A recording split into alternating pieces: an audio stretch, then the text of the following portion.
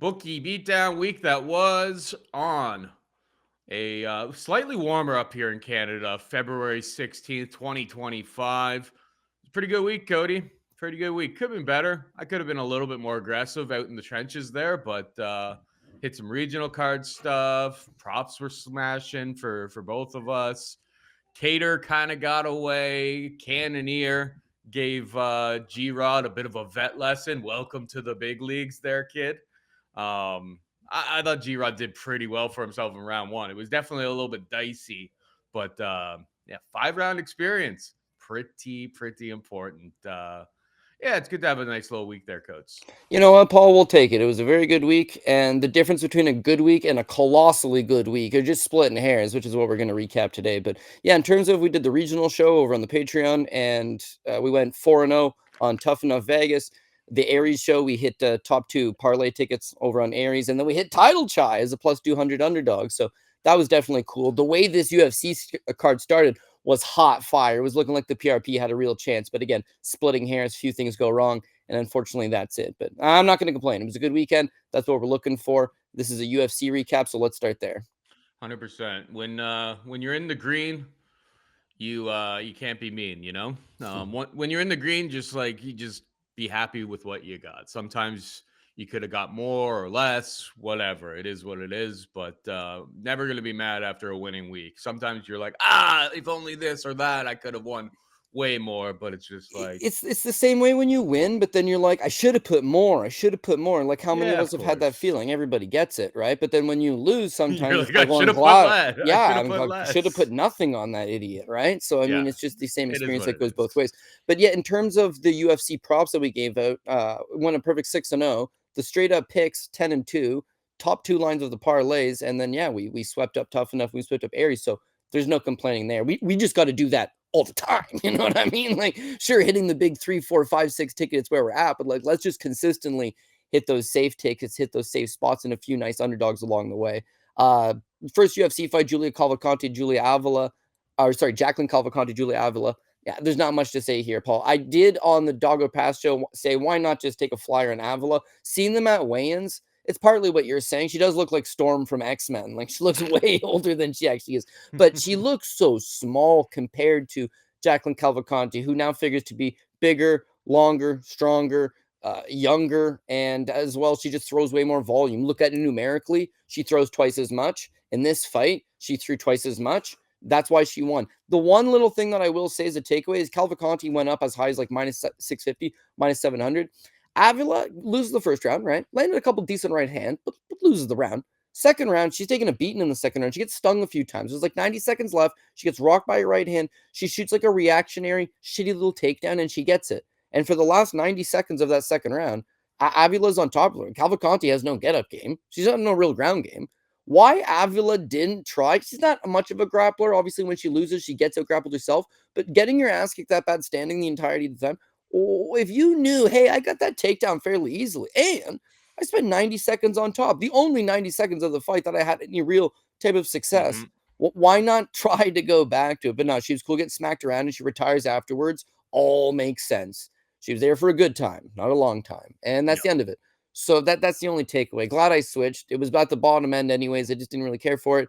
Over, sure, the over prop was good on that one. Not that I bet it officially, but yeah, it was that kind of fight. No real takeaway. Calvacanti didn't Yeah. overly impress me. Just Avila is what it is, and it was a fight. Yeah, honestly, it was a fight. So yeah, it's like when Boye runs all of those polls in the Discord. Who did you score the fight for? Cavalcante, Avila was looking at phone. I voted for was looking at phone.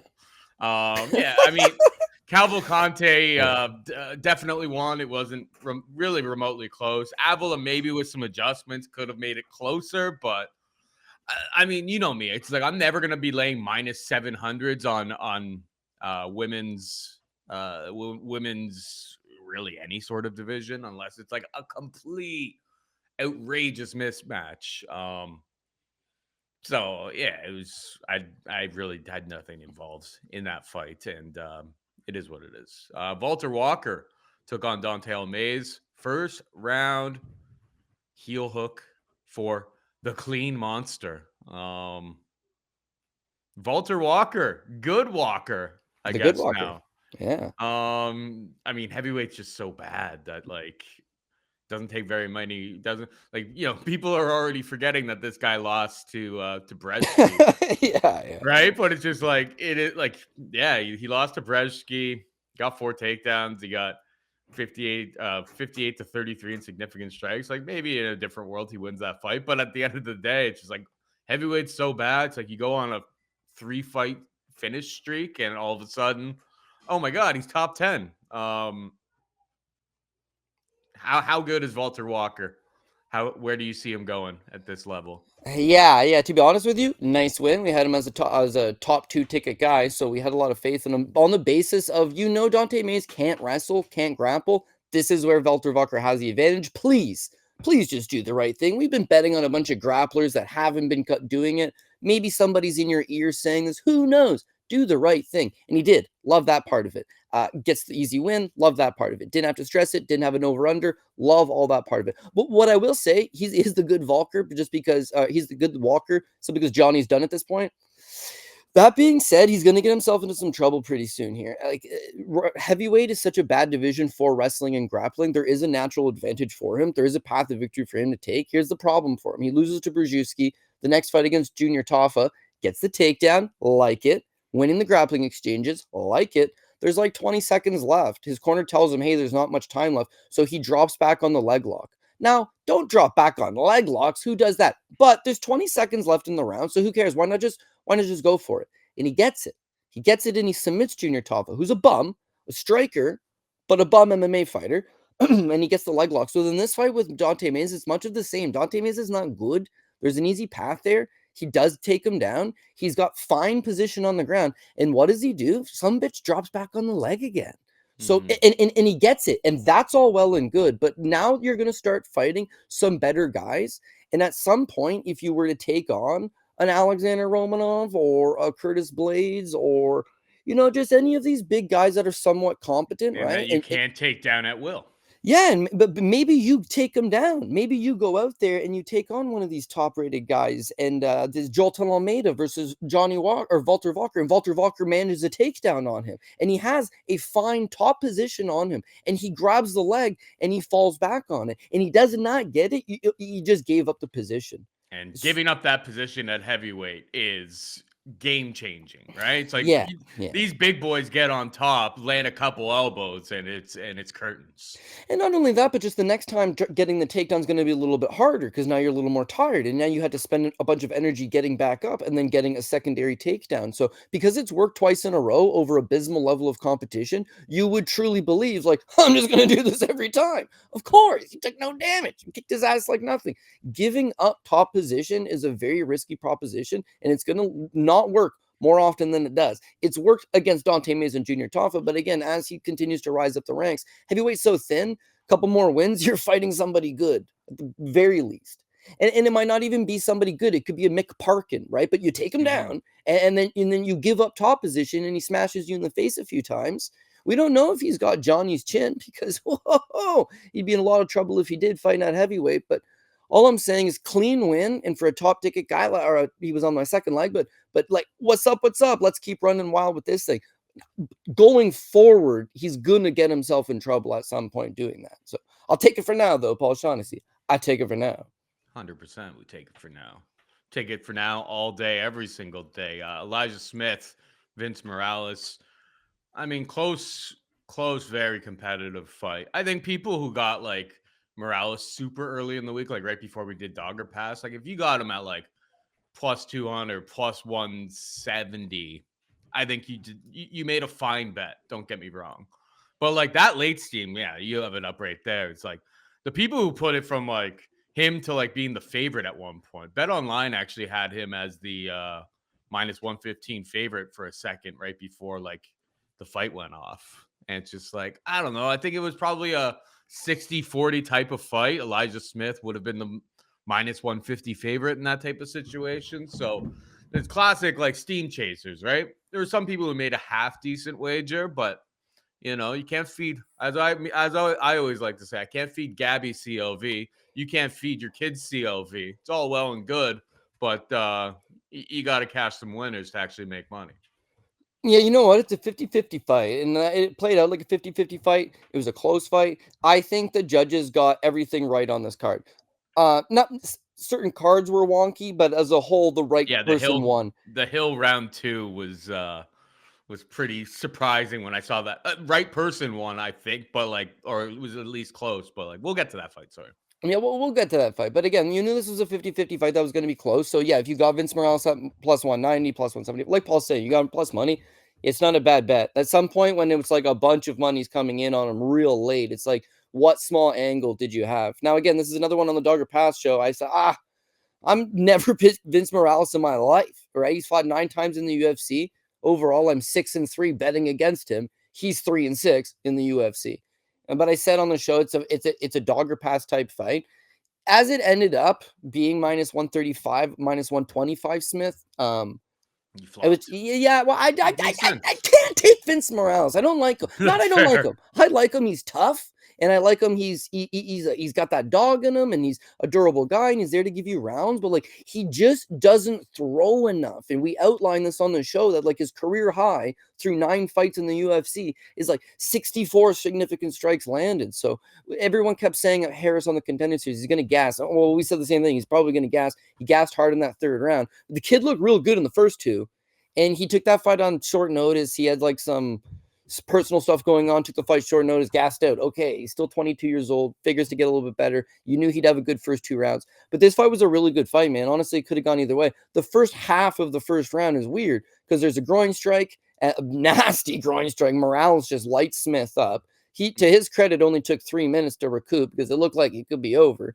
Then they resume and there's an eye poke. Smith gets Morales, so then they take another little break, and there's just so many fouls in that first little bit, it's hard to gauge. Then the last 90 seconds, 2 minutes of that first round, Morales is moving forward, and Morales is having some success. Smith's mostly just landing the jab, but the round ends. I have a feeling I thought Smith won it. Super close. You look at the numbers. I'll swing you back over to where have I got my stats? Share this tab instead. Vince Morales, Elijah Smith. First round's 19 apiece, right? So how do you score it? Well, the fouls kind of slow the thing down. I thought Morales was moving forward. I thought Morales was doing a good job, but Morales' face was busted. Those jabs had him bleeding. Mm-hmm. So I think that if they're looking for damage and they keep talking all the time now, damage over everything, damage over it. If you're looking for damage, both guys landed 19 strikes. There was fouls on both sides, but one guy's face is busted and the other guy looks completely fine. So yeah, no, I thought Smith won that first round. The second round, it's all scrambles and takedowns, but Morales, for the most part, has a nasty Darce choke attempt, mostly has a lot of front headlock attempts, does get reversed, does get swept. Elijah Smith is working through some bad positions, but it's mostly Morales controlling those bad positions. So he wins the second round. It's when they both get up and go to their stool for the first time ever. Morales looked tired heading into the third. He gets up after the second looking sluggish. And at 35, 36, 37, he's getting older. He's now one of the coaches at Syndicate. It seemed like his gas tank wasn't what it normally was. And this 22-year-old kid that everyone said would gas is looked pretty good. But it didn't really matter. The third round was a scrap as well. I think Elijah Smith lands the better shots. He lands more of them. He wins the entirety of the third round, save for a couple spots. But then with 5-6 seconds left, Morales locks up a bulldog choke, and it's locked in. It's done. I thought I had it over. This was the first prop of the night that I had, and I thought in my head what I bet was over 2.5. Mm-hmm. I had a fight goes the distance, and I didn't realize that till after the fight, to be honest with you. But as I'm watching this bulldog choke, I'm hoping for my PRP and my parlays. Come on, Smith, don't tap. But I needed it big for the prop as well. Mm-hmm. Anyways, he could have gone out. He could have tapped. That thing was nasty tight. So when you look at that third round, well, Smith only outlanded him 20-17. And the biggest moment was I'm 2 seconds away from putting you absolutely unconscious with a bulldog choke. If you don't think bulldog chokes work, check out Carlos Newton versus Pat Miletich. You got to bite on a guy. It's over. And that was a deep bite. So I was a little bit nervous going to the scorecards. The first round was very, very close. I'm basing it on damage, but otherwise it's very, very close. Second round was also close, but Morales wins it. He had the better of those exchanges. He had the legitimate submission attempt. The third round, Smith was winning until the biggest moment is the submission attempt. So we got the decisions. It was unanimous as well, 29-28 on all 3 scorecards. I felt like Smith won.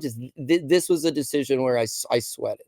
I sweat it thinking it just depends who the 3 judges are. In another world, Morales won that fight. I can't really complain about it. It's not Boyer, it's Boyer. He's from Alberta. He's not French. But yeah, no, in his pool or his but yeah, when he did like the vote, right? Everybody said they thought Smith won. That made me feel good about it. But we all had money on Smith, so that's why we all thought he won. I think Bottom line is Vince gave him one hell of a fight, and it was close. It could have gone either way. I think he's Métis, so Oh, it could Steve be Boyer. McDonald. I was talking to Steve McDonald, and he told me it was Boyer, but he'll have to clarify. I'm sure you're watching this. If Let he's us know watching in the this, let chat. us Yeah, know. the exact Do pronunciation. we pronounce you? He is. Yeah, he lives in like northern Alberta, I believe. So Right. probably goes by Boyer. But what a beauty! Love that guy. Good We've guy. known him for a long Good guy. time in these streets. Moving on. Gabe Bonfim. He's made a The good Bonfim now. good ball or big whatever. Who cares? That whole bit's probably pretty much shot to bits at this point. But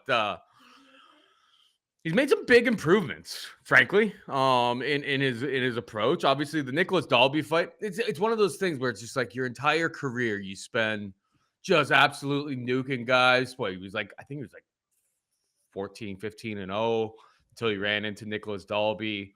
And then eventually what ends up happening is that you're, what you were doing to everybody, getting everybody out of the first round. Well, all of a sudden you meet somebody who it doesn't work on, and you run out of steam. Similar type of thing happened to like Carlos Ulberg, right?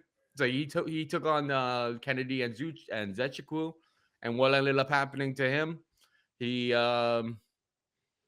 ended up having to change his game, figuring out how to like just manage his cardio a lot better. And the last 2 fights, we still have the high skill submission skills. Striking is definitely solid, at least for him. But the moneymaker for him are those fight ending submission abilities. But yeah, Gabe has really figured out how to do better. I don't know what the 170 pounds is a very, very tough division. So like, I don't know what the ceiling is for him, but good performance against Chaos Williams, frankly. Yeah, I agree. It was a good performance in that he just went back to basics, right? Advanced basics. And what won him this fight was just like a super small pint size of a very effective moves. His jab, which was nasty, his low calf kick, which was nasty, and mixing in takedowns. And that's honestly the way to just do a clean, proper win. As Paul mentioned, he was able to conserve his gas tank because he's not throwing extended combinations. He's not loading up in these giant punches. His brother was swinging for the fences. He opted to take a smart route, which was just he jabbed Chaos's face off. Now, Chaos is known for the explosive guy who wants to fight in the pocket, that has the big power, can hit you from both sides. So he just didn't allow him to ever get that going using that jab. You use the jab, you use the jab, you use the jab. It's just keeping at distance. And he's actually popping it out and putting some real steam on it. So it's keeping Chaos at bay, one, but it's just not allowing him to get close. Whenever Williams would try to explode and swing, he's swinging at air and largely missing. And then the low calf kick, right? It's another thing. Once he does step in, you counter him with the calf kick. I thought before the time of the finish, Chaos is just looking real sluggish. But I think he's lost his mobility in his lead leg at this point, and he's tired of just getting stiffed in the face. He's tried to explode. He's tried to land some shots. He landed a couple decent ones in the first round, but for the most part, it's like he just got reduced to, not guessing what's happening. You just don't know what to do to react to that and to counter that. And all of a sudden now you're, demobilized. The scramble late, it's like, okay, there's a takedown attempt. He grabs the neck. There's not much time left in it. I assume the round's probably just going to end. We're going to go to a third. I had the second prop of the night. So we hit the fight goes the distance on the Morales versus Elijah Smith one. The second prop of the night is we got to over 1.5 in this one. It hits. And it looks like the second round's about to end and we're going to a third. And then just, it's a nasty bite on the neck. And again, with Bonfim, it's like, that they have good submissions and that they got a good guillotine choke. They've got a good Von Flue choke. Like if you can grab a bite on your neck, there's no arm bar, there's no leg lock. It's meat and potatoes. I'm going to grab your neck and just try to cut off circulation, no more blood flow. You go unconscious. They're physically strong. It's just he fought more like a veteran, and I thought it was a solid enough performance. When you say where ceiling is at, it's like bottom of the top 15. He could win fights maybe 15 to 12 on his best night. He got enough of a puncher's chance to maybe beat a guy that's in the fringe top 10. But they're not the best athletes. They don't. I think if you pushed him a lot more than Chaos Williams did, you'd start to see him fatigue some more. He's going to have some fun fights. He's going to be able to win some fights, but I think there's a clear limitation there overall. So good pick. We're glad that he won.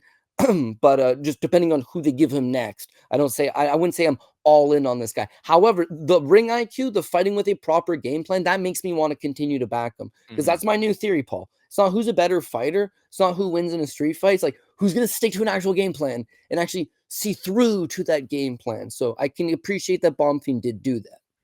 Yeah, I mean, the game plans have been on point, at least the last 2 fights for him. We'll see what happens moving forward. Rafael Estevam, he sticks to game plans as well, but I think there's some concerns about like what happens in fights.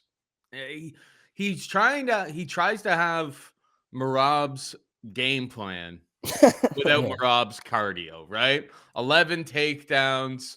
A lot of those takedowns, particularly in the first 2 rounds, some of them were aided by like Aguilar just like jumping guillotine, and I mean Aguilar, that's his move, right? So it's like he tried multiple times. He had a couple that were relatively close, but couldn't get her done. But Estevam's problem is, round 3, that one looks pretty ugly. It's 1 for 6 on takedowns in that round. Got outstruck 28 to 8 on significant strikes. Like, this is flyweight. You need 3-round cardio, especially if you're going to have that type of style. I think Estevam has all the skills, but that cardio against as he moves up the ladder is going to cause him problems.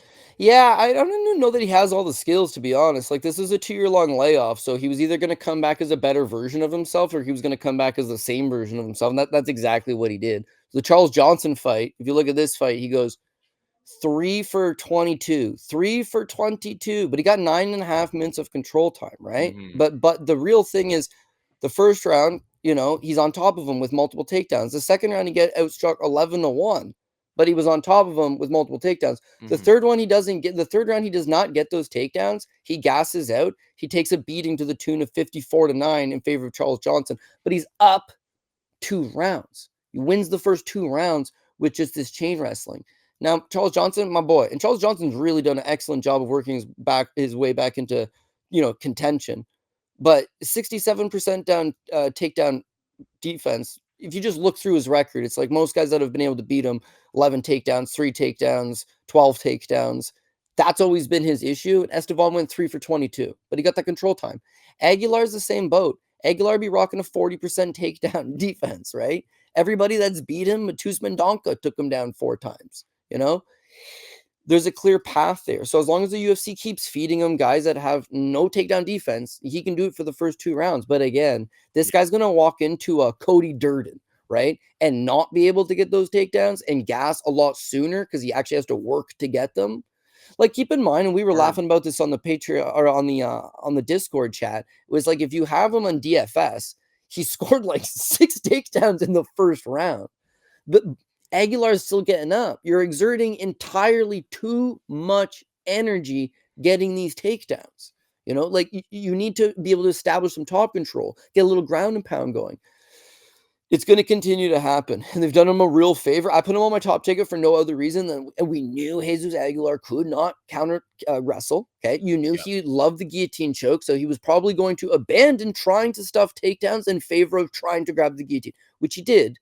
But the third round, it was dicey again. Like, you're puckered up thinking like, I'm about to take a bath on some shitty flyweight whose entire game is predicated on take you down, you get back up, try to take you down, hold you up against the cage. Like, even just if a bad judge or just maybe a competent judge, who am I to say, doesn't look at this, 72-18 is the strikes, and he wins a unanimous decision. Against Aguilar, he gets outstruck. That online. Yeah, on Aguilar, he gets outstruck 35-11, but he wins unanimous decision. At some point, it's like, you're not landing anything.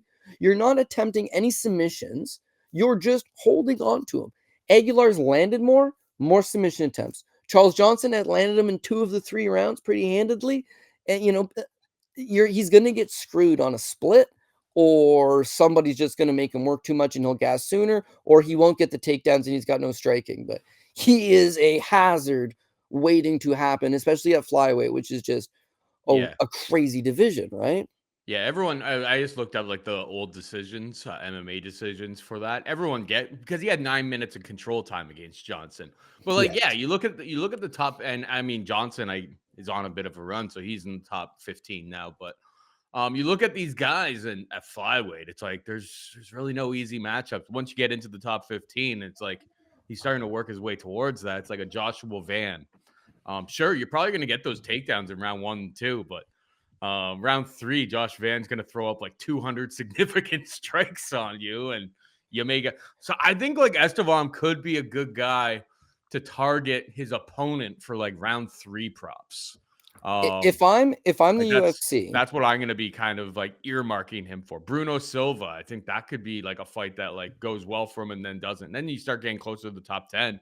Tim Elliott, Tajir Ulanbekov, Steve Ursag. It's just like there is no easy matchups as you move up the ladder at flyweight. no, what I'd like to see as a betting man is for them to book him against Clayton Carpenter, because then I think they'd bet him. I think Estevam would probably go off as a decent sized favorite, and I think he loses on the basis of like, if you can't take a guy down 10 times, he's gonna get beat up standing. One of these young bucks is gonna come up and outseed him pretty soon. So yeah, buyer beware on Estevam. Even going into the fight and whatever, you always get nervous going into the fight you have at the top, and people are have an expectation, and I think he's gonna win. And I've done the tape study, and I'm very certain of this, but like you get mad nervous as you go into it. I'm like, this guy's a bum. Why'd I take him? Why would I put a bum at the top? And then he wins the first 2 rounds. I'm feeling good about it. In the 3rd round, he shows who he is. So when someone shows you who they are twice in a row, long layoff, you can make an excuse for him. But this is who he was before the layoff.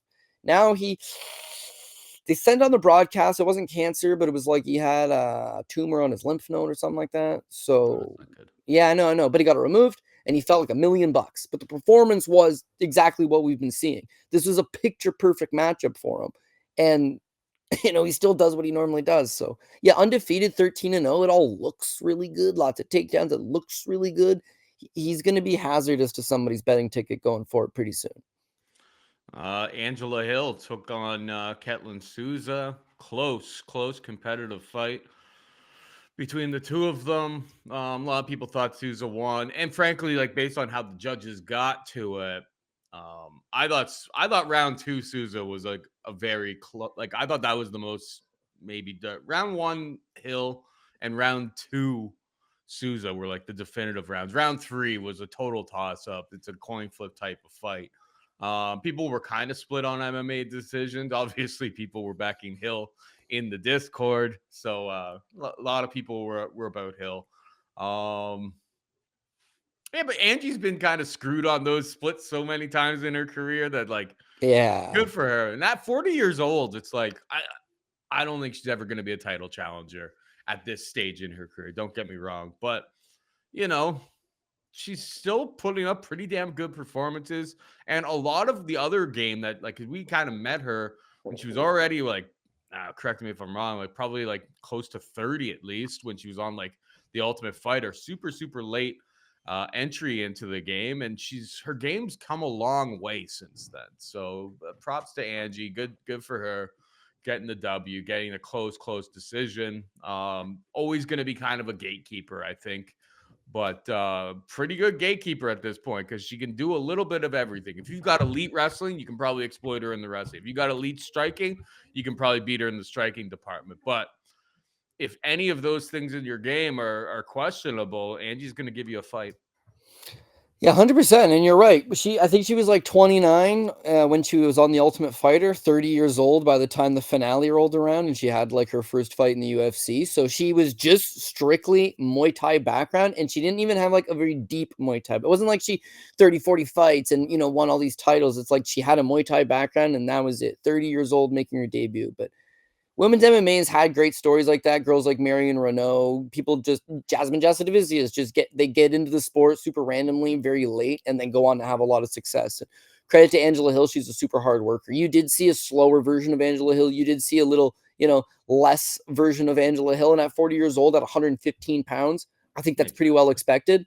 But she does what she does, which is like she just absolutely fights for it. There's moments where she's looking tired and looking sluggish, and then she just bites down on her mouthpiece and throws a 3-punch combination for no other reason than she knows that it's what it takes to win, and she goes for it. Now, you're right. She's been screwed on so many split decisions in her career that it was a feel-good moment that she gets a close decision. But seeing the scorecards almost made me feel like the judges thought the same thing. They were like, let's put her up 2 so that if she gets bombed on in this third, she still wins the fight. But when she won the third, well, we can't make this a 30-27 because then it's looking mad sus. So let's just give the third, because it doesn't matter she already won. It doesn't matter who we give the third round to. So we'll give it to Ketlin Souza to make it a 29-28, and nobody's the wiser. That's how I felt when it happened. But looking back on it, like in this fight, the numbers didn't really tell the tale. That's what it looks like from a numerical standpoint, is that Angela Hill won the first 2 rounds. She outstruck her 28-15 in the first. She outstruck her 42-32 in the second. She got outstruck 23-16 in the third. That's what it looks like. But no, I'm agreeing with your point of view. I thought she won the first, stopped the takedowns, had some good grappling moments, outlanded her, obviously, nearly to the tune of 2-1, wins the first. The second round, even though she had landed more, it's a lot of flim-flam type stuff. It's a lot of like jab, straight kick, low kick, front kick, jab, move off, jab, whereas Ketlin Souza's landing some bombs, man. Exactly. She's landing tough right hands. They're countering over the top. She's moving forward. Angie wears the damage good. She's got an excellent poker face on her, but you can tell that it's like some of these are stinging her, and she's definitely starting to slow down on that pace. The third round, this thing's 1-1, and it's momentum in Souza's side, so it's trending towards Souza. And I'm feeling, I didn't live bet anything, but I'm feeling like I think it's probably going towards Souza in this third round. And then, great moment. I'd have to watch it back. I can't remember if it was a caught kick or if Angie just like timed one well, but she got a takedown like a minute, 40 seconds into the first round. And at this point, it's game over. Just lie down on top of her. All you gotta do. It's 1-1, 1-1. Just lie down on top of her for the rest of the third round. You win the third round. It's a 1-1 fight ball, and we got this decision clean. This is all you need to do. And to her credit, the ref is like, you gotta do something. She does spend about 90 seconds on top, but she doesn't do nothing. But she does spend about 90 seconds on top. And then this is where ring IQ, again, she's savvy veteran, all these good things. She could have chosen to take the easy way out, which is get into half guard, land a couple short shots. Ref says do a little more, land a few more, and hold her down. You win the fight. Instead, Angie gets up. She stands up. She gives Souza all the space in the world. Souza throws one up kick and then just rolls forward and stands up. And now you've got 2.5 minutes that you got to get to striking. In that 2.5 minutes, although close, there's a slight edge to Souza. You see the numbers, it's a slight edge Souza. You see the half of the people online that thought Souza won, they believe she won the third round because she landed the better strikes. But there was like 2 minutes of ground control time for Angie, and she landed some good shots of her own, man. She had a nice a couple kicks in the mix. She had a decent right hand over the top that I thought really stung Souza. I personally gave that third round to Angela Hill. First round Hill, third round Hill, close fight, could go either way. Not going to scream robbery. No. But having that brief takedown, a little bit of top control, and then striking was close. Souza didn't rock her. Souza didn't drop her. Souza didn't put her on the back foot. She didn't land some big leg kick. She didn't do anything big enough to undo what was already done to when they got to striking. She landed 5 strikes more, whatever the case may be. Yeah. Not quite enough. So I thought the rightful winner did win. And for Angie, 40 years old, good feel-good moment. And for my tickets, good feel-good moment. For over-under bettors on Angela Hill fights, which is all of Angela Hill fights, all feel-good stuff. But a very close fight. And someone going forward, will fight for your dollar, but her fighting abilities is starting to not, be there anymore. She's learned all these great skills, but physically her body's not going to allow her to use these great skills effectively. Yeah, and for my bets, I had a small bet on Hill by sub, and like when I'm betting something at 17-1, just the fact that she got a takedown, attempted to try to find a submission, it's just like at that rate, it's just like at least there was some sort of path to it happening. So I'm never gonna beat myself up about ones like that. It's more like props like. When like Cody Steele last week doesn't even go for a takedown and you've got him by submission. It's Kevin just Jousset, yeah. Okay, no, that just in hindsight looks really, really bad. Jose Delgado won a bet for me. I had him plus 200 by knockout. Got taken down a couple times, which is maybe a little bit of a concern. But the kid's got some good striking. If we can work on this takedown defense, he's obviously in a good room of strikers there at the MMA lab in Arizona. Guys got slick striking. Guys got crazy pressure, and he's pretty damn big for featherweight. Man. Like, I don't think Matthews is very small at the division, and like Delgado was on fight night was like towering over him. He's an interesting guy to look at moving forward. But yeah, I mean, he came through as a big fave, but yeah, the knockout prop was pretty easy. Your thoughts? Yeah, this was another one that really came down to matchmaking. So he was also on the top ticket. Him and Rafael Estevam made up that top ticket. In hindsight, both those guys have tons of unknowns. It's the matchmaking, similar to Shabazian versus Budka. You can make a guy that's got question marks look real good based on who he's fighting. Connor Matthews got the 2 takedowns, and when the first one happened, I was like, "Damn, Delgado got taken down." But right away, I'm reminded Connor Matthews isn't a wrestler. Like, this is not a long-term game plan. This is a, oh shit, this guy's coming at me. I'm going to shoot a reactionary takedown. And you can see 2 for 3 on takedowns, which doesn't look good, but 47 seconds of control time. Like, he did get him down, but Delgado just immediately gets back up. He's held up against the fence for a few seconds. He separates, and then he just gets to nuking you. The thing this kid does really well is that he'll throw in long combinations, right? So there's times where he'll just throw a 1-2, but there's a knee up the middle, and there's a right hand over the top. And then there's a jab, and then there's a low kick. If you take a step backwards, he'll throw the 3-4 punch combination. If you take a step forwards, he takes a step back and just intercepts you with 2 punches. He's very violent. Like, this guy's got a lot of striking. The unknowns about him are, yeah, of course, his takedown defense. Connor Matthews has no wrestling, and he did take him down twice. Couldn't hold him down, but that's not his game. So what if somebody comes in, a D1 All-American, or it doesn't matter what division, to be honest with you, but just somebody from a wrestling background that might have, solid cardio and can sustain a pace on him. Also, when you look him out at the regional scene, he just cooks guys. On the Contender Series, he just cooks the guy. Last night, he just cooks the guy. But if you can extend him out, that's going to be problems. You got to go back to his last loss. I think it's Chris Makate. But again, college wrestler, Cub Swanson training partner. He just takes him down and neutralizes him. Somebody will do that again. Good prospect, yes, but don't feed him to the wolves right away. Let him build himself up. Give him guys that are strikers but are more durable than Connor Matthews. They can at least give him a few rounds. But I'm just hoping he's not an Adrian Yanez type, where it's like lots of dynamite standing and then eventually gets exposed as not having much else. I like the kid. He's at an MMA lab, one of my favorite gyms. He had, I think their cornermen, they had Rob the Saint Emerson and Joe Riggs were with them last night. Jared Cannonier also got the win. All good times happening in Arizona. I think they'll do a really good job with him, but he's still a green prospect. Let's not make him Peyton Talbot quite yet. Let's bring him up slowly, give him some good fights, and hopefully that he's the real deal. Yeah, don't rush him. Don't rush him. Let him work on that takedown defense. Give him someone like I was just like looking at the Tapology rankings here. Give him someone like Weston Wilson. Weston Wilson is it doesn't have to be that bad, but Weston Wilson is ranked 78th on the Tapology rankings. So he's ranked ahead of Delgado at this point. Well, it'll change after last night. You don't have, or Bogdan Grab may wrestle. Ooh, that's a tough fight, man. I don't know that's about what I'm saying. Like, keep him away from that type of stuff. But Bogdan Grad's down a weight class now, or is he fighting at 145? I don't know. I'm just looking at the Tapology rankings. They might have him ranked at both. Somebody to get checked out. Yeah, Bogdan Grad, that's a bad fight. He's so durable. That's what I'm saying. It's like really tough. At this stage in the game, it's just like it doesn't really. You're not really moving up all that much. It's about gaining experience for at least the next year. Get 4 or 5, like 3 or 4 fights, and then you can kind of step them into action. Or maybe get hell. We got that's probably too much too soon, to be perfectly honest. But Milk Costa takes on Feely this week. Him versus Mel Costa would be good times. Him versus Feely would make no sense. Yeah, maybe just because not that he can't beat Feely, but there's too much experience there. Don't do that to him just yet. Give him the loser. Yeah, give him the loser of that. Yeah, maybe the loser. We'll see. I don't. I think Weston Wilson. I think Weston Wilson is the play I would do there.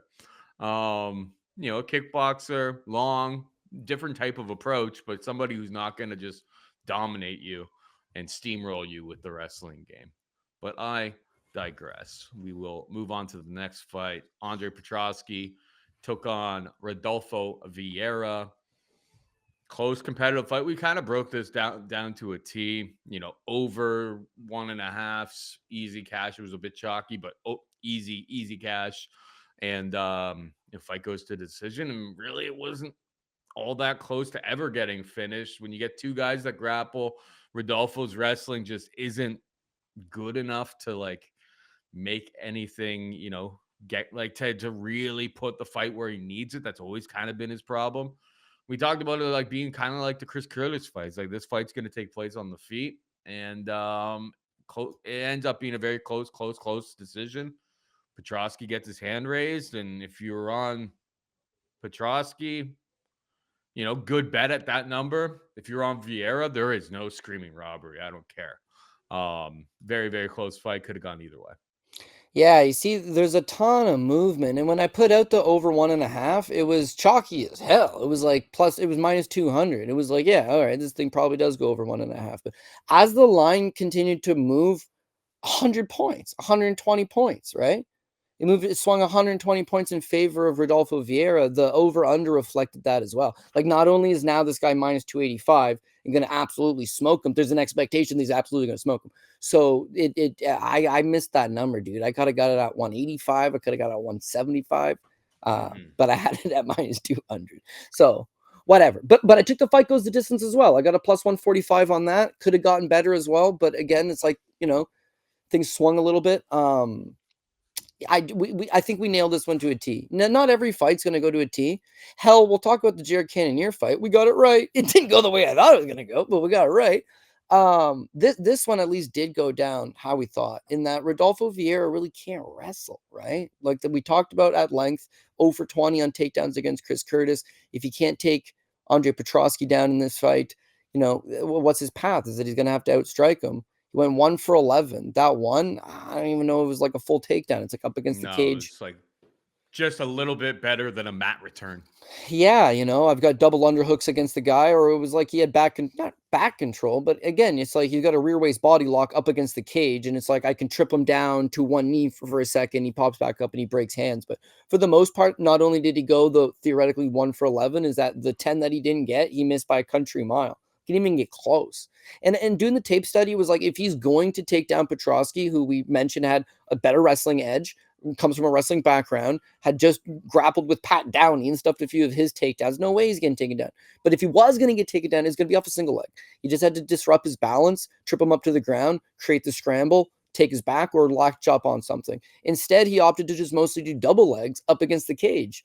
So like Petroski didn't even have to keep his balance because he was just able to lean up against the cage. And his hips, because they were double legs, his hips are way too strong.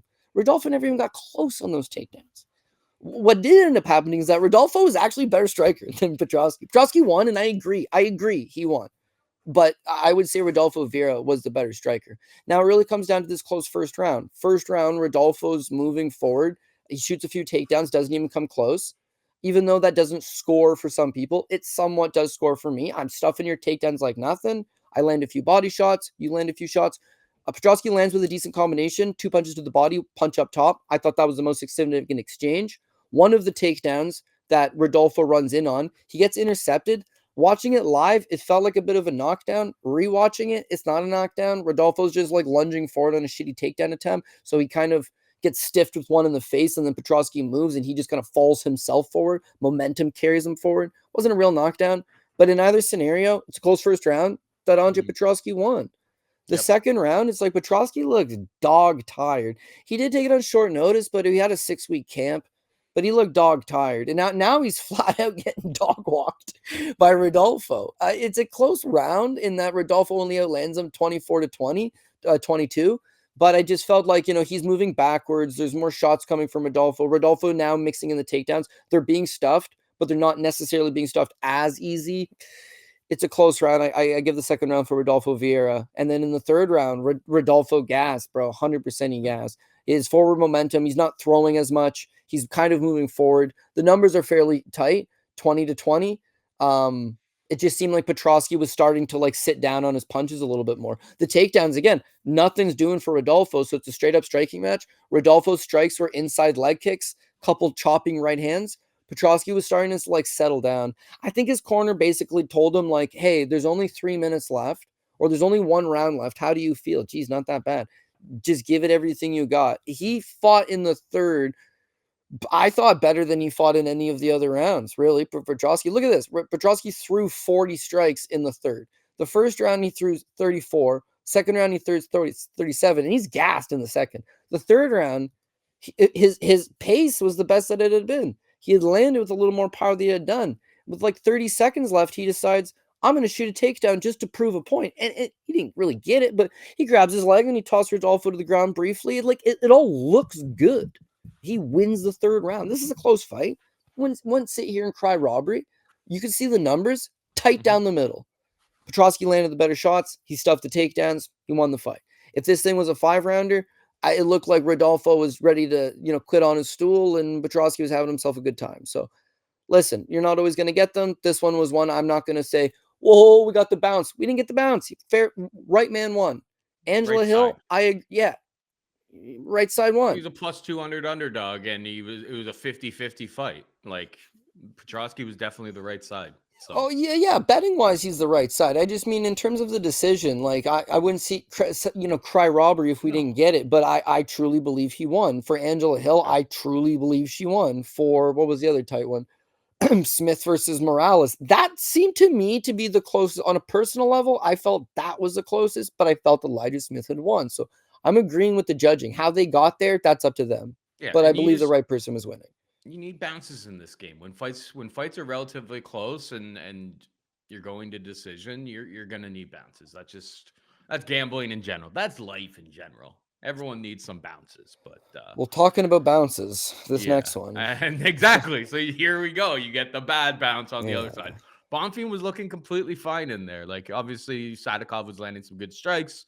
But, he doubled the bump on significant strikes in round one. And then I can't recall off the top of my head what type of strike it was. But question mark kick catches him, cuts open below his eye. I don't know what type of damage there was there. There was a little bit of confusion whether he actually said that he couldn't see or not. He doesn't speak English, and so on and so forth. It is what it is. Ate a big shot, and the doctors call it off after he eats that shot.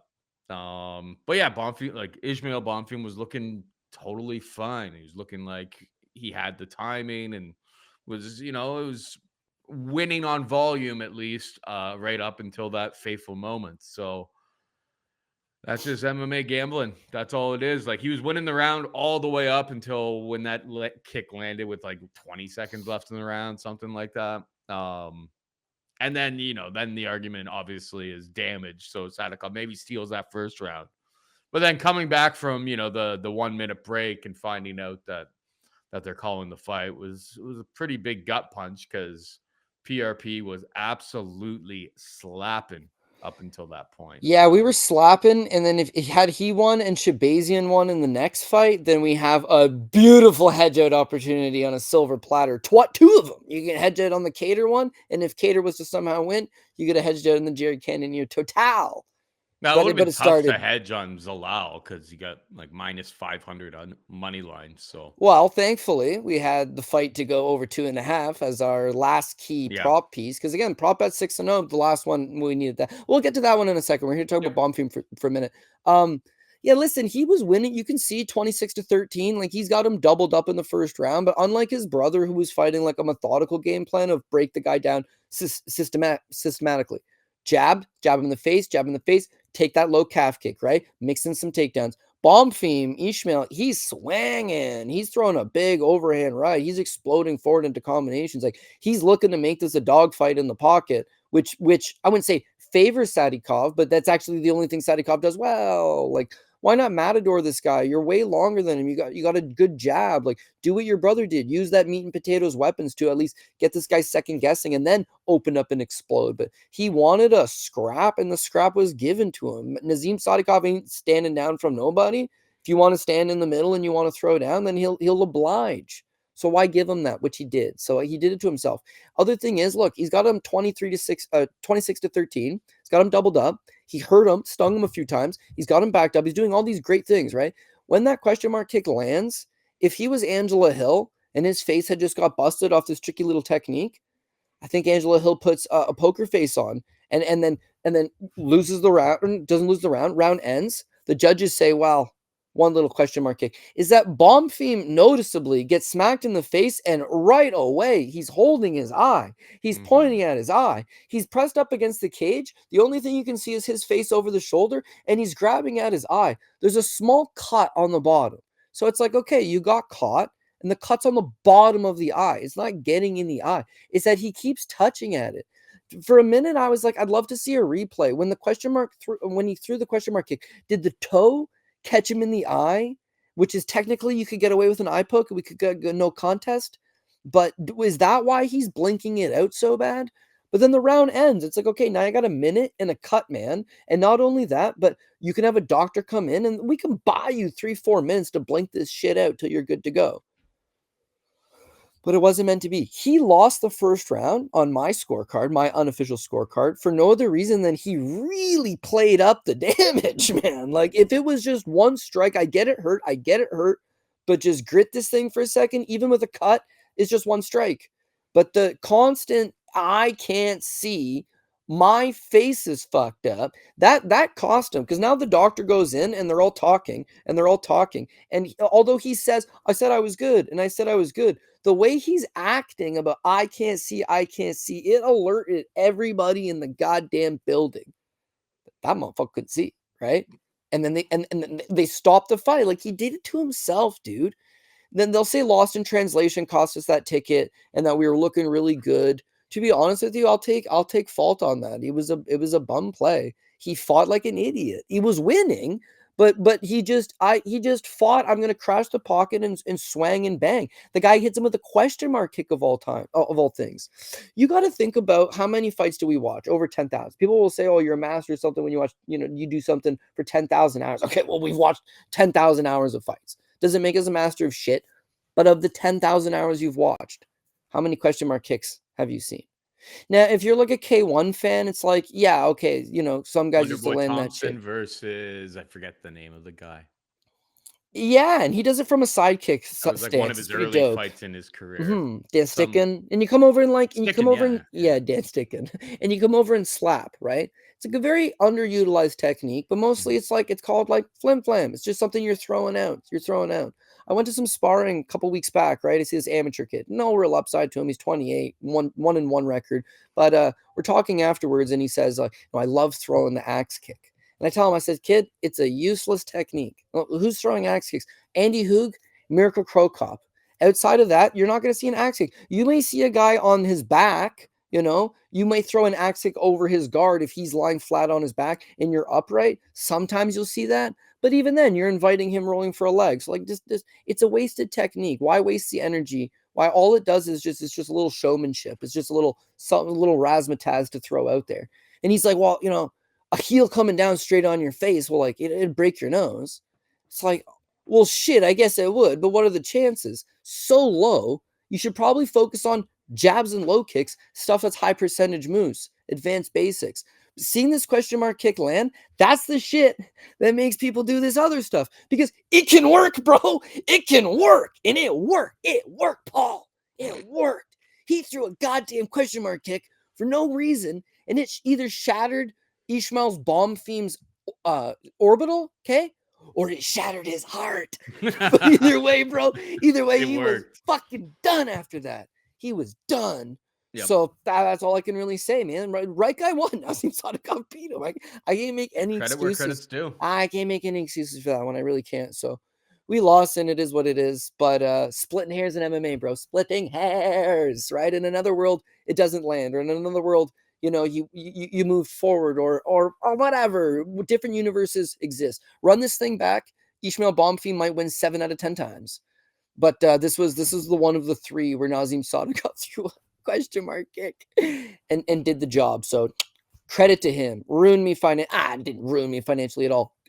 Could have, would have, should have had, huge things on the table, but it was a humbling experience. Props to Nazim Sadykhov. A win's a win. Yeah. We're not buying any private islands. Yeah, not this time. We'll get it eventually, but the private island will have to wait a little bit longer after that. 100%. All right. Edmund Shabazian, Dylan Budka.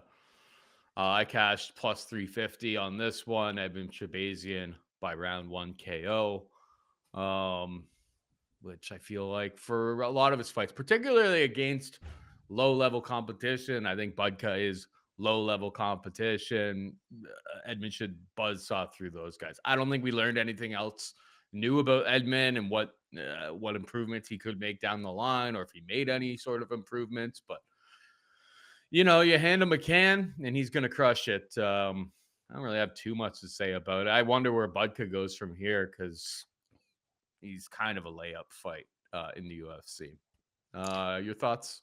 Yeah, there's not much to say here. So, I'm a anti-violence prop kind of guy. So all my props are I'm always looking for overs and fight goes the distance. But you had Delgado and you had Shabazian by knockout, specifically Shabazian by first round knockout, and 100%, bro. That was it. That was an excellent move. Especially Delgado it was plus 200. Like, damn, that was a missed opportunity. You knew if he was gonna win, he was gonna knock him out. And he did. And in this case, it was much of the same, right? I honestly felt like the win condition for Shabazian that we've seen many times in the past is that when guys are inferior to him, he knocks them out in the first round. Even good guys like Jack Hermanson, he's beat the crap out of in the first round. It's if you can get out of that first round. Not much takeaway here. He cashed. He got the first round knockout. He did what he does best against a limited level of guy. The biggest takeaway is for Budka. Now imagine you're Budka, and we talked about this. He's head coach at Demolition Fight Team. He's surrounded by amateur fighters that he's largely helping get ready. He fought 9 times as an amateur in 1 year and then turned pro.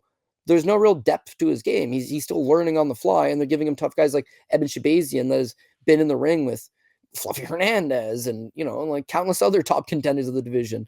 So what I'm getting at is just like it was a bad fight for Budka, but the biggest takeaway for me is what does Shabazian do poorly? His gas tank's not that good. His takedown defense could be a little bit suspect. Okay, what can you do? I wrestled in college. Do you have any other skill set? Shit, no. How's your gas tank? Not bad. Why would you not just shoot right off the get-go and just hold him up against the cage? And even if you're not getting the takedowns, kill the space, neutralize him up against the cage, take him down, lean on him. Then all of a sudden the strikes are not quite as fast. They're not quite as hard. Instead, Bucket just stands in front of him. He didn't even try a takedown, Paul. He's just hanging out, having a good time. Like, yeah, I don't know what to tell you. I don't know what to tell you. You spend your entire life. I didn't have him. I'm glad he did what he did. This is great times for us. This completes our top 2 tickets. We're happy. Shabazian does what he does. What I'm saying is that if you're Butka's coach or you're his cornerman or whatever, like the kid spent 15 years of his life doing one thing, wrestling. Wrestles in high school, wrestles in college, comes into MMA, beats a bunch of guys because he's ability to wrestle. And you get a spot where the only possible way you win the fight is if you go and you wrestle and you tire the guy down and you don't even try. The other thing is, I've watched tape on Shabazian, right? Front runner, very dangerous in the first round. You need to be careful. And what does he choose to do? Just hang out with them in the first round in the pot. Why? Why? Sorry, not the pocket. He wasn't even in the pocket. He was at range. I was going to hang in a range, let you tee off on me at the end of your strikes. I'm going to catch your strikes at the end of them, full power when you catch somebody on the end. Yeah, what can you say? Budka did it to himself. So where does he go? Yeah, he's 0-3 in the UFC. He's been violently finished now all 3 times. It has not been a good go. He went the distance with Petroski. You're right. Petroski doesn't violently finish anybody. But Petroski had 9 minutes and 20 seconds of control time. Yeah, 3 takedowns, easy control. Right. So you get out wrestled by Petroski, grinded, and then against Cesar Almeida, who can strike. We can't take that away from him, but had no wrestling. You took him down 3 times, but you couldn't control him, and then eventually got TKO'd and gassed. And then this fight, you didn't even try to wrestle, and you get knocked out. So the UFC, because it's a 4-fight deal, when you sign to come in, oftentimes they'll give you the 4th fight, and if you're 0-4 or 0-3. They'll allow you to have that 4th fight because you could win it. And you might sign a new contract coming off a win. First fight's done. Sure. You could also lose and go 0-4 and then release you then. They'll sometimes give it to you. But the nature of being absolutely non-competitive, you're not an exciting guy. You're not putting on fight of the nights. You're not giving these guys a stiff test. Yeah, the only way. The contender series is coming up in a few months, and there's a zillion better guys than Dylan Budka willing to fight for half the money. So sadly enough, it looks like he's still young. Like he'll have to go to the regional scene, figure it out, come back, and hope to get some more favorable matchups. But Yeah, right now, he's just not at a stage of his career where he could be competitive in the UFC. Shabazian, you didn't learn anything new about him. You did not. Shout out to his brother Leon, who cashed for us on the Tuff N Uff card on Friday. Shabazian brothers had themselves a good weekend, right? But you didn't learn anything new about him. He can crack. Excellent first round guy. You're not going to know until you see him get extended out or, get pushed in different areas. So if Gerald Mearshart can still beat him, like I don't know that I trust him quite yet, but this was a nice win. And simply, we've got a bunch of guys on our tickets this week. Shabazian, super untrustworthy, but the matchup was too good to be true. Estevam, ooh, he's kind of untrustworthy, but the matchup was too good to be true. Delgado, I wouldn't say untrustworthy. That kid looks like he could be real good, but there are question marks. But the favorable matchup, this was a card flying under the radar. Numbers were low this week on views, not because anybody's abandoning the show, simply because nobody really cared about this card. Talked to a number of people that were like, it's a weak card. Even you yourself, Paul Shaughnessy, you're like, don't really care for some of these fights this weekend. But these are the cards that fly under the radar, and you can find some serious value. The fact that Shabazian was hanging at minus 400 for the majority of the week against Dylan Budka is a steal and a half. So Sure. take them when you can, but there's a lot of cards where you're not going to get multiple I should not be in the UFC type guys all on one card getting beat up. So take it while we can, baby. I maintain that, yeah. I mean, if I didn't have money on a lot of stuff, if I wasn't a gambler, sometimes I wonder if I would watch all of this stuff. I mean, I was watching Way of the Warrior 16 from Bilbao, Spain on Saturday. Why? Because I'm interested in the Spanish regional scene of MMA? No, because I had money on a bunch of parlays and stuff like that. So gambling is huge. Is a huge motivator for my interest. You know what though? I remember golf, for instance, golf. I'm not watching the last round. I'm not a big golf fan by any stretch of me. I'm not watching the last round of too many tournaments outside of majors. I'll watch the Masters. It's the Masters. I'll watch the British Open. It's the British Open. But the Farmers Insurance Open. It's am I tuning in to the Farmers Insurance Open if I don't have somebody in the running on Sunday? Probably not. And I do golf content with Pat every single week.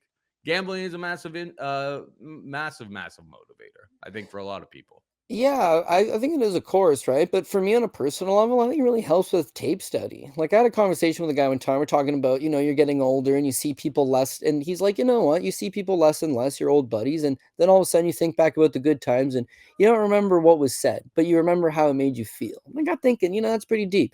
There's a lot of times in life where it's I don't really remember what happened in that movie. I just remembered it sucked. I don't really remember what happened at that party. I remember it was a really good party. It's it goes on feel. So you watch all this tape study on regional show fights, right? And you remember, man, this Gene Dos Santos guy sucks. Then eventually, when it comes up, oh, the guy's 7-0 or 8-0. And he's fighting Title Chai. He's a big favorite over him. I've seen this guy, and I know he sucks. It saves me on so much tape study having to not be who are all of these guys? I know 100%. Who these guys are already because I watch all of these fights. So It's the same thing. A guy jumps to the UFC. No human being has the ability. When I was young, I'd spend 2 hours on a fight, right? 2-3 hours on one single fight. I'm watching their last 6 on both sides. I'm doing as Instagram and Twitter and Facebook, and you got training partners. I'll creep their social media to see if they've been with you at the gym, like overkill, because there's just one card every 2-3 weeks. That's what we did. And nobody else was really doing it. That was our edge. But then now there's a card every week, and there are 12 fights, and there's 13 fights, and there's a bunch of regional stuff. So if you were to spend 3-4 hours on one single fight, and you're trying to tape 40 fights, it doesn't work. So instead, it's you can't tape them all. Don't lie to people and say you're taping 40 fights, because don't give someone advice that you wouldn't take yourself. That's why I'm here, right? So, but instead, it's I'm only going to spend my time taping the fights that I know somebody. So when I look at the 40 fights, the UFC guys, well, we know all them. When you look at everything else as a map, it's okay, yeah, I know that guy. I booked him for a fight in Canada. Well, the 2 guys that we booked for fights in Canada, James Nakashima, right? Minus 220. Loved him on Tuff N Uff.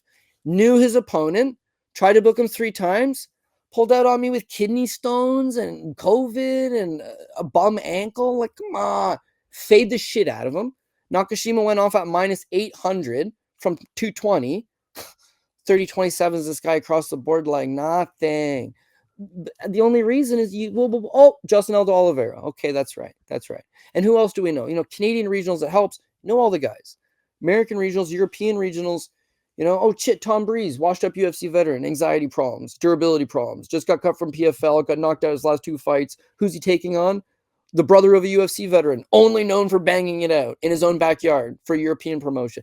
There's edges that could be had, but you're not just going to be like, oh, there's 13 ARES fights. Let's look at all of them. You're looking at the ones you're comfortable with. So for me, watching regional stuff just helps so much. It cuts down on wasting my time on certain things. Or, Ketlin Souza, it's like, well, I followed her entire Invicta career, so I know what she is. Angela Hill, I followed her entire career. I know what she does.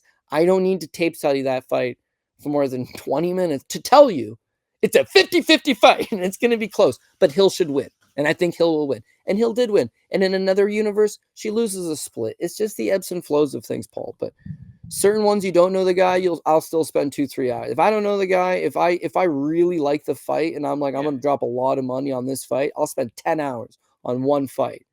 Other fights hours. Like that's crazy.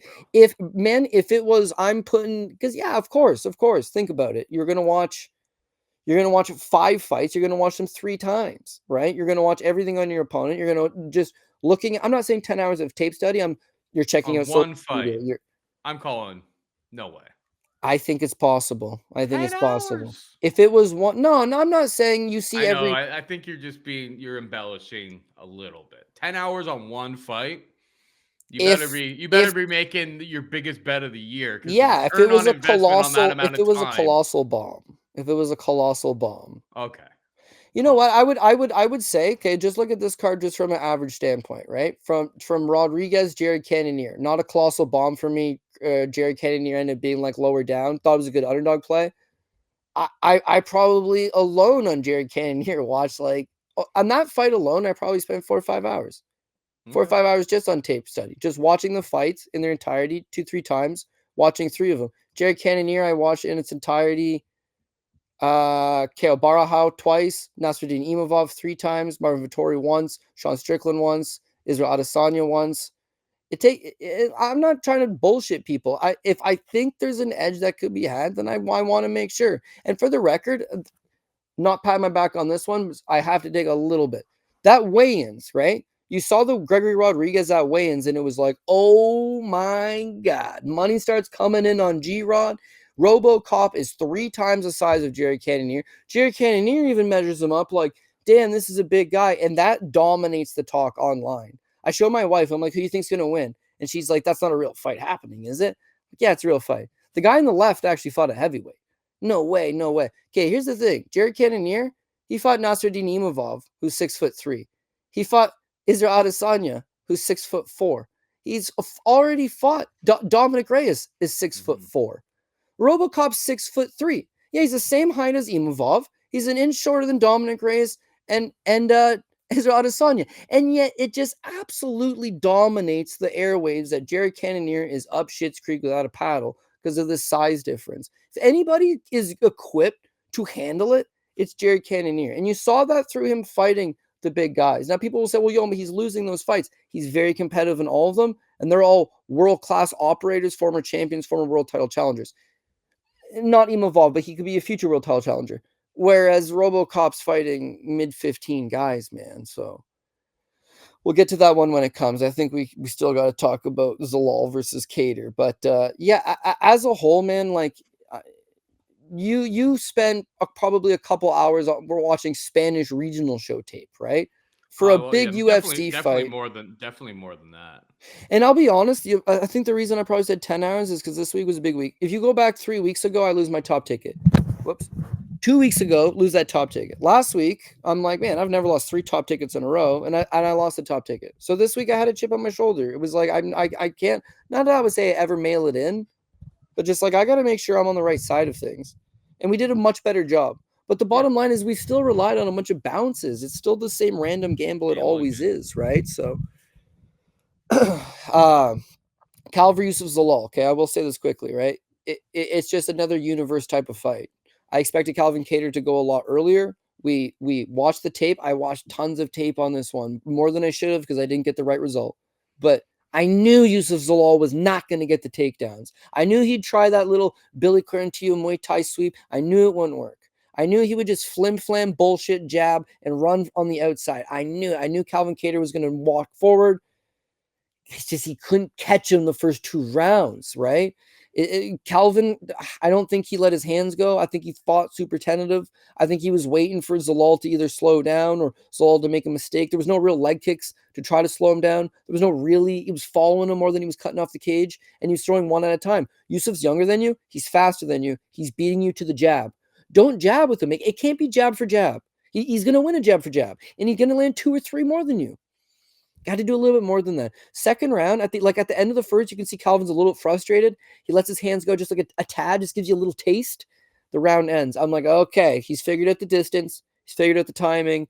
Now, and he knows he just lost the first round. He got doubled up. He needs to let his hands go in the second round.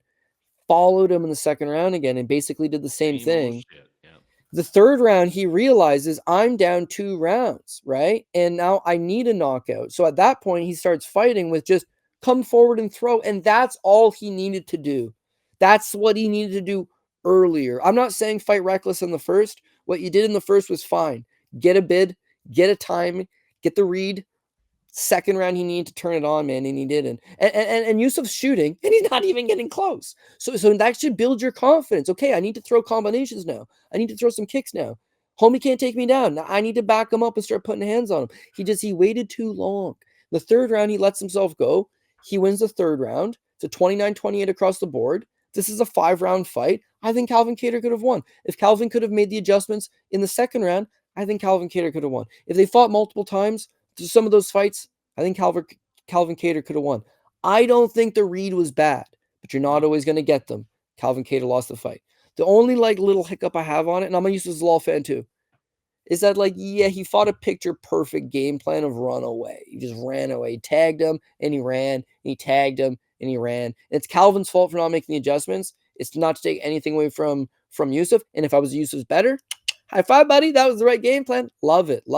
But the amount of tweets and the commentary and all these people talking about special talent. Oh my God, this guy looks good. Are you not watching the same fight I'm watching? Aljamain Sterling, a 135er, just ragdolled Calvin Kattar at will, took him down 8 times. Yusuf never even got a sniff of his jock to try to take him down. And then standing, he's popping him and running away. Come on. You're The not Michael commentary was Page. absolutely You're not Stephen egregious. Thompson. Yeah, it was bad. And a few adjustments from Calvin. It's just he gave him too much respect. Yes. That's really what it came down to. Too much respect. It's okay, you gave him that respect in round 1. The guy's landing jabs and running away, flat out running away. And it was an effective strategy. If they fought a 5-round fight, that strategy does not work. Because we saw what happened in round 3 is that Zalal didn't have enough gas in the tank to get out there and to actually do that for another 2 rounds. 5-round fight, Calvin Kattar wins that fight. I'm pretty convinced that it would have been pretty hard for Zalal to run around that much. It was effective. So the strikes, the 74, they score every single jab as a significant strikes. Were they all super significant? I don't think so. Pretty frustrating way to lose. I think we were 100% on the right side. That fight is not a 80%, 20% type of thing. But we lost. And Calvin Kattar's probably going to go back, watch tape on that fight, and be kicking himself for not just putting his nuts on the line basically, and just accepting the fact that he's going to take some damage to get inside, track this guy down, and make it a little bit ugly because couldn't catch up to him at range. Annoying way to lose, but yeah, when you bet plus 400 underdogs, you're going to lose sometimes. Yeah, I'm definitely not kicking myself over that one. Main event, Jared Cannonier, Gregory Rodrigues, round 1, pretty rough for Cannonier, but G-Rod is an absolute beast of a man, pretty well skilled in all facets of the game. But after we got through round 1, Vet lesson. Welcome to the big leagues, G-Rod. I didn't really understand why G-Rod went off with like a minus 250 favorite. Um, that was asking a lot and expecting a lot from a guy who, one, hadn't been 5 rounds. Two, is taking on a guy who's literally only been in 5-round fights for the last like 5 years. And three, yeah, like G-Rod's best win on his record is what? Like in the UFC. Brad Tavares? Yeah, honestly, and I know that sounds no, Chidi Njokwadi. Okay, sure. But sure, Like is that a top 15 win? Yeah. wild type of situation. Yeah. That's why it's like, and like this number one against me, the Calvancanti number one against me. I had people on like X being like, "Oh, are you worried about like the line movement?" I'm like, I'm annoyed that I didn't get the best number on this, but and that I jumped the gun on betting some underdogs. But like, I think now this may come off as like kind of cocky or whatever. It kind of is it to a degree. There's people in the MMA betting space. It's not like NFL, man. There's people in the MMA betting space that move lines that I don't think are actually all that good. And I'm not ever going to name any names or anything like that. But like, I think CLV, it's a lot of like everyone piles onto the same plays every single week. So it's like we saw it with Marab. Like Cousin Umar goes off at minus 300. Well, that was just bad line movement. I don't care what anybody says. Paul, what I'm telling you is that Market's not always right on any of these yeah, types of things. no, I 100% agree, and I think it was the weigh-ins. I think optically, Dude, when you saw the it moved weigh-ins, before the weigh-ins. The weigh-ins was not the thing that moved that. yeah. It Well, wasn't. Like go look at like the historical movement of the line. It was already, I bet it like plus 165, and by the time we did the show, it was like plus 200. let me see. Or maybe I was like on Thursday or something. It wasn't like a last second steam thing. It like literally just grew as the week went on. Yeah, well, I mean, I guess there's a lot to like about G-Rod, but we someone okay. I seen a comment, and I try not to go check out Twitter comments or YouTube comments simply because it's starting to get really vile. It's like Oh, it's not brutal on 9 there, out of man. I 10 hate comments. I hate a lot of this stuff that happens on that app these days. Well, I post stuff because it's like obviously there's still people that use it in order to see stuff, and I have an appreciation for the people that have always stuck by. I put the straight up picks there, but that's why we created this Discord community because it's like it's so vile. Even last night, it's like I got shit on. Like as soon as Bonfim's little question mark kick 1 in a million took him out, it was like you're a bum. Your fall from grace is laughable. But I don't care. It's like you stay away from it. But there was one that caught me on the YouTube comment. I appreciate it. The guy wasn't trying to be an asshole, but he was like, "Ain't no way Cody's losing me no more money on 40-year-old Jared Cannonier." Cody, I saw the exact. I looked at. Like, I rarely ever look at the YouTube comments because the YouTube comments absolutely. I bet he was a good guy. I'm not shitting on the guy, but the No, but comments caught me. then he I followed that was up with pissed. like, "Oh, and these idiots are fault." Like, no, he's being. Oh, he did. He followed it up. I didn't click on He it. I followed it did. up with like, Oh, I didn't "Oh, see and that. now these guys are telling me to bet Calvin Cater," and it's just like, Yeah, this he is was why. quick Yeah, side. this is why we started up this thing. Is just that there's a lot of like I mean, I've always gotten absolutely torched in the YouTube comments. I rarely ever read it, but I looked at it quickly because my mic was crap last week. I don't know if anyone's paying attention. Mic's a lot better now. I fixed it, got new hardware and all that type of stuff. So we are good to go. All it takes is a winning night, and Paul's mic is fixed No, instantly. I So let's bought do it. it more I often. bought it before the fact, but just like that's the thing is like sharing plays to like on that type of magnitude to that many people. It's kind of an annoying thing sometimes because yeah, everyone's anonymous. Everyone talks a whole bunch of crap. You know what nobody ever does? They never circle back to be like, "Oh, these guys are damn right." So it's like I saw that exact comment and I was just like, "This is why I don't read this stuff." I'm like, these people they look a gift horse in the mouth. It's like we've been doing this for 10 years. I think we're both pretty good at it. There's ups and downs in gambling. If you don't understand that, that's just then you don't really know what you're doing. But yeah, I just get annoyed. It's just like sometimes I ask myself, Cody, and this is just me being honest. Anybody who's an hour and 19 minutes into the show, it's just like, well, you're getting like the pure raw. It's just like sometimes I ask myself, I'm like, why am I even trying to help these people? I will admit, I thought the same thing. I was like, if all I do is get shit on whenever I just put on, it's just there's 13 fights happening, and here's a list of the 13 guys that I'm picking for those 13 fights in the order of which I'm most confident to least confident. If that gets me so much hatred, like what's the point? Like what's the point of it all? But I mean that's a loser attitude. So what? You don't got thick skin. Like if you're gonna do anything in life, there's gonna be people that like you and people that don't like you.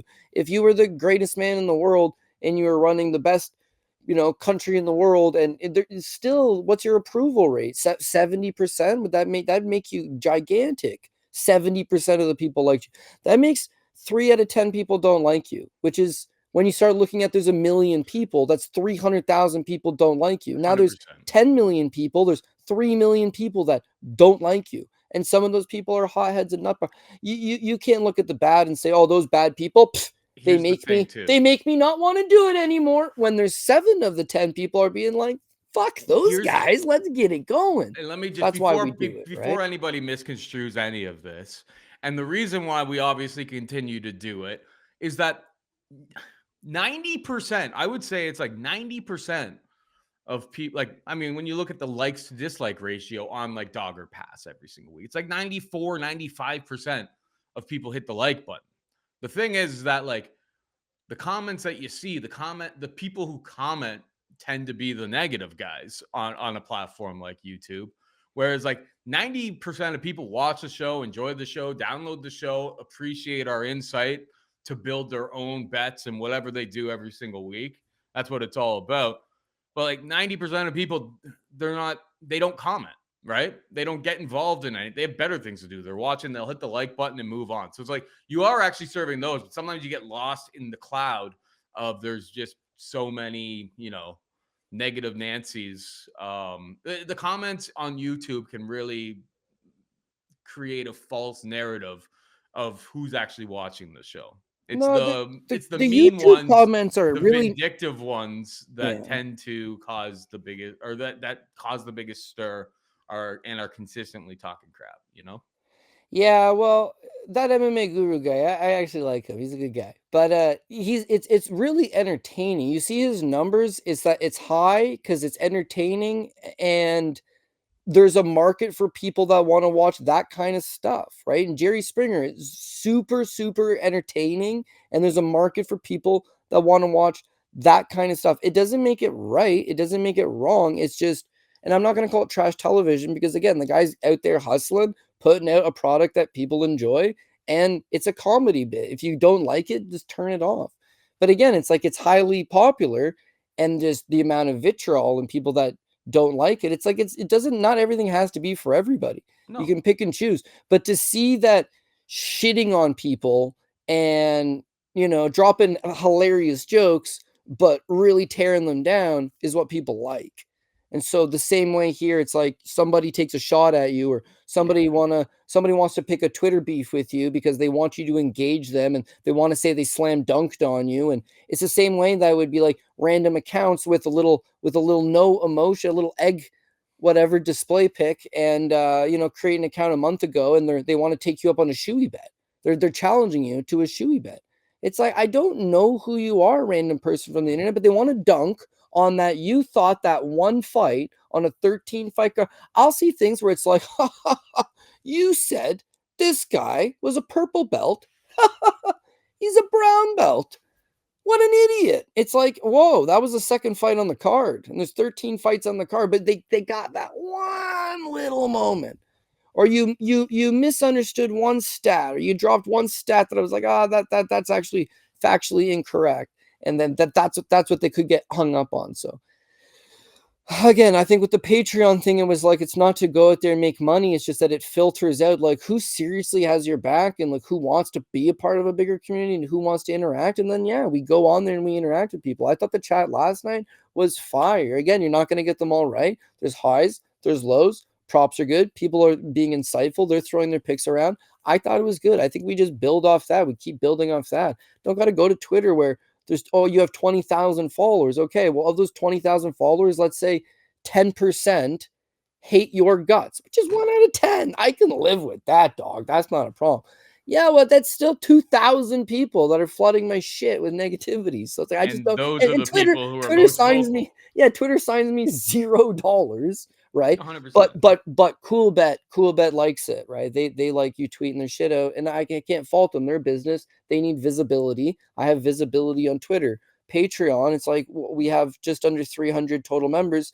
And we appreciate all of that, but it's like the visibility is not, a big brand's not going to say, oh, 300 people, 500 people, 1,000 people watch your stuff.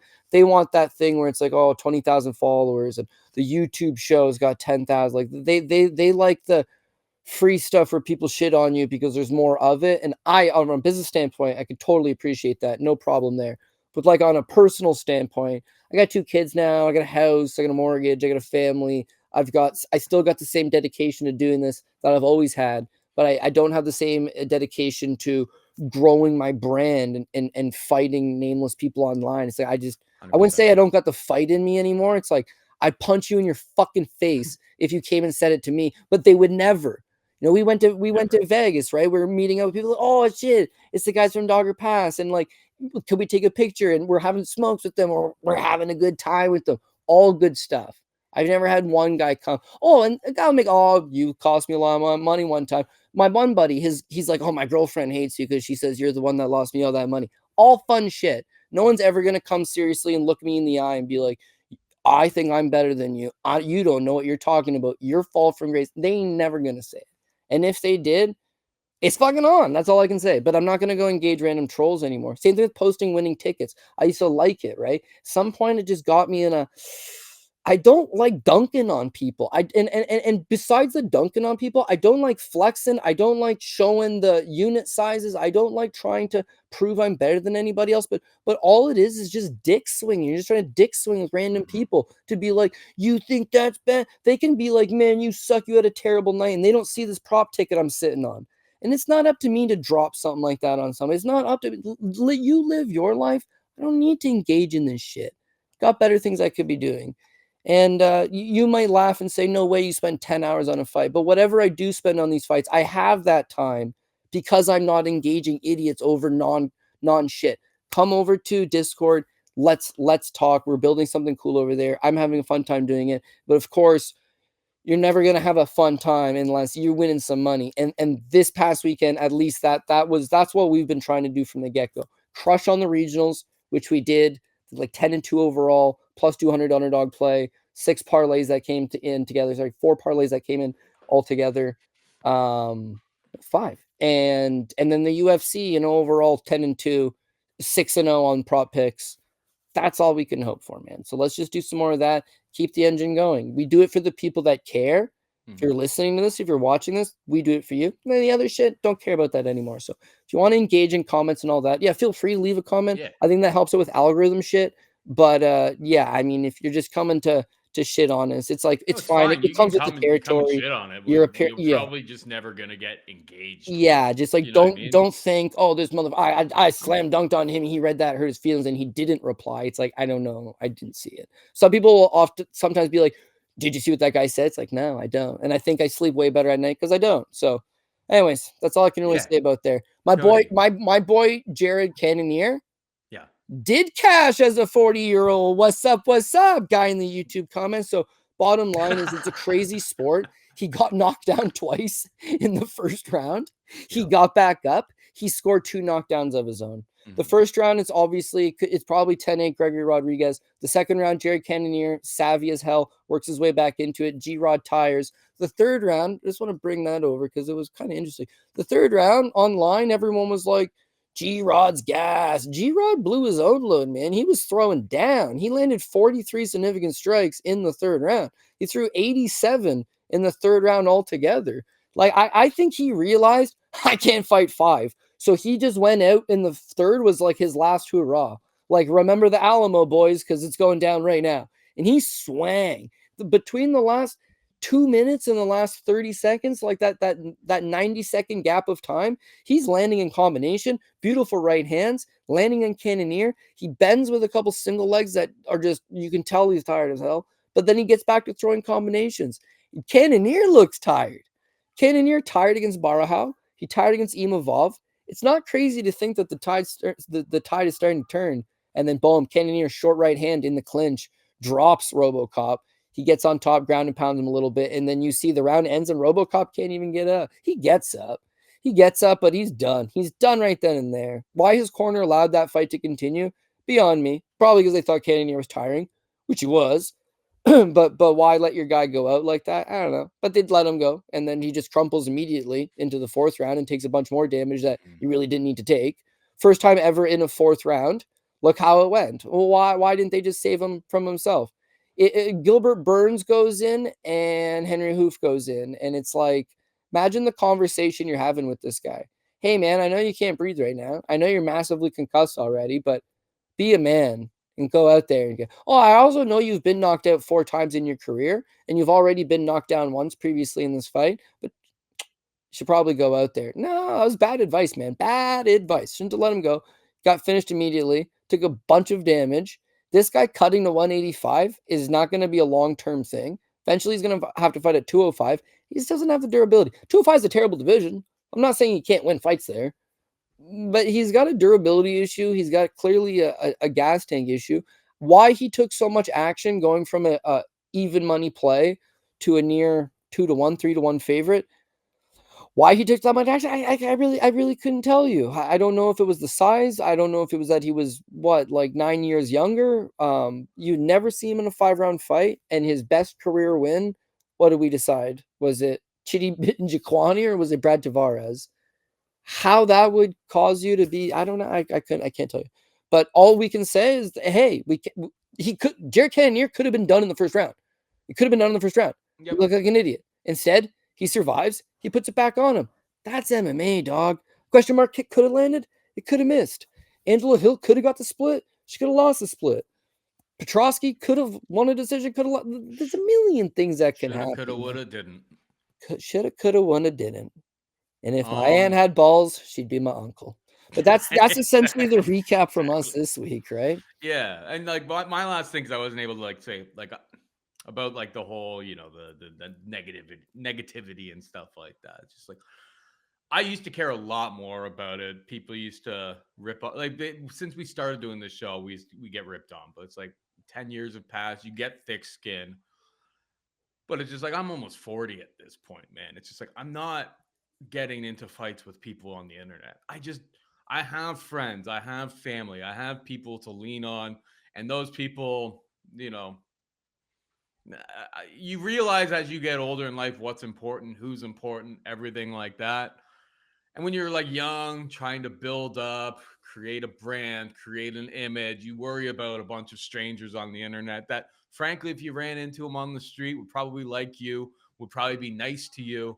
And you realize like what matters and what doesn't. So I just don't really engage with any of it, to be perfectly honest. You're never going to see me on Twitter calling people out. I don't get any sort of like charge out of that anymore. You know, when I was younger, you know, dunking on somebody or something like that, it's like, oh, I got him on social media. Now it's like I look at sometimes other people doing that and I just kind of think it's sad. I'm like, putting somebody else down for what?